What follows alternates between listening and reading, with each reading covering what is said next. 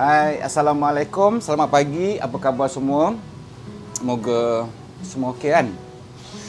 Okey. Semalam saya ada terima satu mesej yang agak panjang. Tapi dia daripada bahasa dia tu Indonesia. Tak kisahlah macam kita kan Nusantara, kita negara serumpun. Kalau berniaga di Indonesia, di Malaysia, di Singapura, di Brunei, kita adalah satu Malaysia, negara Nusantara. So kita share aja. Kalau ianya video saya ni sudah beredar di Indonesia, terima kasih kerana banyak jugalah komen-komen yang saya terima daripada sana. Terima kasih, saya sangat menghargai anda semua. Kalau ianya memberi manfaat, alhamdulillah. Okey, saya dapat mesej daripada Purnama. Assalamualaikum, terima kasih Pak dengan segala ilmu yang Bapak bagi pada saya. Tapi saya nak tanya sedikit Pak, ada tetangga saya berniaga sama dengan saya. Boleh dibilang dia baru berniaga. Cuma orang tu buat harga jauh di bawah harga saya dan kemudian dia orang suka menjelekkan dagangan saya. Menjelekkan dagangan saya apa? Menghina dagangan dia. Memburukkan dagangan dia. Saya cuma bisa diam juga tawakal pada Allah. Insya-Allah rezeki tak akan ke mana. Kerana rezeki itu sudah dibagi oleh Allah. Memang Pak Di, pelanggan saya lari sebahagian Pak. Bagaimana saya harus mempertahankan pelanggan saya Pak? Terima kasih Pak atas ilmunya Pak. Semoga Bapak sekeluarga sihat selalu. Amin ya rabbal alamin. Terima kasih. Purnama. Dia kata dia berniaga dulu. Tiba-tiba ada jiran tetangga dia berniaga benda yang sama tetapi menjual dengan harga yang lebih murah. Ini biasa berlaku. Tetapi macam mana cara dia kita untuk mempertahankan kita punya bisnes? Dia ada dua nah. Biasanya dagangan-dagangan seperti itu dia adalah bermain dengan setempat sahaja. Tetapi kita kena besarkan minda kita supaya apa dagangan kita yang kecil itu akan pergi besar satu hari nanti. InsyaAllah kita usahalah. Tetapi apa yang saya boleh pastikan, boleh katakan ialah jaga kita punya kualiti. Jaga kita punya kesedapan. Itu yang paling penting. Pasal harga, dia akan jadi macam ni tau. Sebab kita kena tahu food cost kita. Kalau kita tidak tahu food cost, kita akan rebah. Memang orang ramai tapi 6 bulan akan tutup sebab kita tidak ada untung. Saya ambil contoh. Food cost harga RM4, kamu jual RM5. Untung RM1. Jadi kamu kena volume yang sangat banyak. Jadi untuk dapatkan volume yang sangat banyak, kamu kena cari pekerja yang sangat ramai. Bila cari pekerja yang sangat ramai, kena kos yang sangat banyak. Jadi ujungnya nanti tidak ada untung.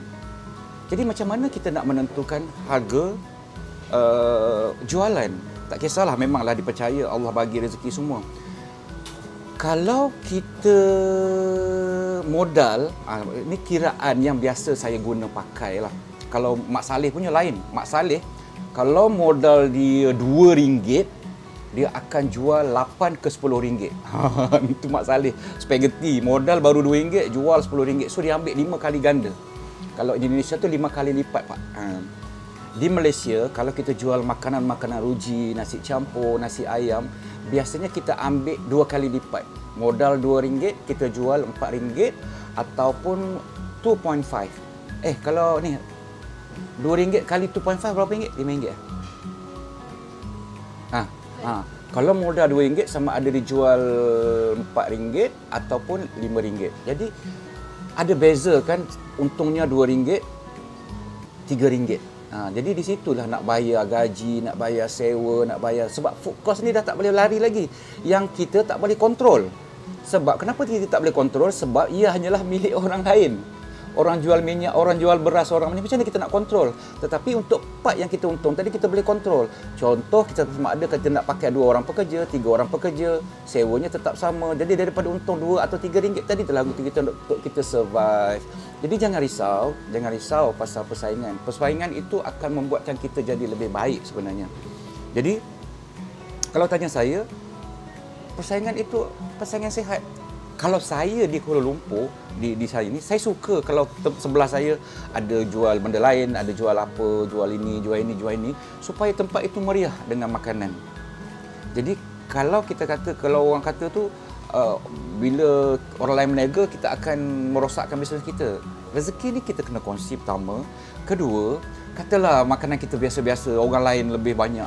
Kalau orang tu pergi kan, ramai, jadi terlalu ramai, suka tak suka dia akan melempah pada kita. Dia jual mie, kita jual nasi. Kedai mie dia ramai.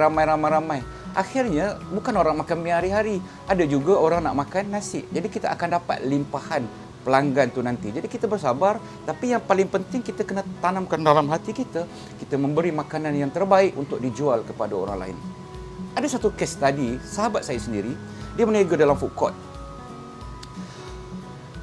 Dia menumpang satu produk yang sangat popular.